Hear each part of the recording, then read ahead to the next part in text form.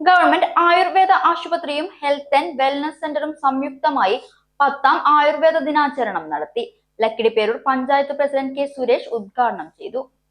ആയുർവേദം മാനവരാശിക്കും ഭൂമിക്കും എന്ന മുദ്രാവാക്യം ഉയർത്തിയാണ് സംസ്ഥാന സർക്കാരിന്റെ നിർദ്ദേശപ്രകാരം ആയുർവേദ ദിനാചരണം സംഘടിപ്പിച്ചത്.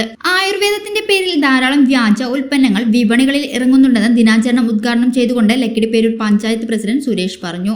ലക്കിടിപ്പേരൂർ പഞ്ചായത്ത് ഹാളിൽ നടന്ന ദിനാചരണത്തിൽ ഗ്രാമപഞ്ചായത്ത് വൈസ് പ്രസിഡന്റ് നസ്രിൻ അധ്യക്ഷത വഹിച്ചു. സ്ഥിരം സമിതി അധ്യക്ഷന്മാരായ കുമാരി ദേവി, ഹരി, ഗ്രാമപഞ്ചായത്ത് അംഗങ്ങളായ Manikandan, Unnikrishnan, mini, Krishnakumari, Sujini, Vimala, Sreevalsan, medical officer Dhanya, yoga instructor Rohini തുടങ്ങിയവർ സംസാരിച്ചു.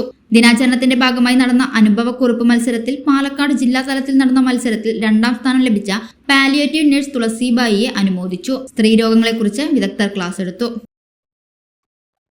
എന്ന് പറഞ്ഞാൽ നമ്മുടെ രാജ്യത്തിന്റെ വിവിധ മേഖലകളിൽ നിന്ന് ആയുർവേദ ചികിത്സയ്ക്ക് വേണ്ടി നമ്മുടെ നാട്ടിലേക്ക് വരും.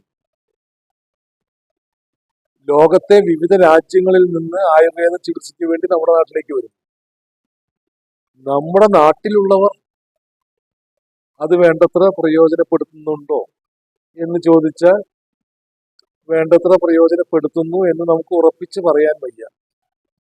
പക്ഷെ ആയുർവേദ ചികിത്സ എത്രമാത്രം ഫലവത്താണ് എന്ന് തെളിയിക്കുന്നതാണ് മറ്റു രാജ്യങ്ങളിൽ നിന്നും മറ്റു സംസ്ഥാനങ്ങളിൽ നിന്നുമൊക്കെ രോഗികൾ ഇങ്ങോട്ട് വന്ന് ചികിത്സ തേടി സുഖമായി തിരിച്ചു പോകുന്നത്.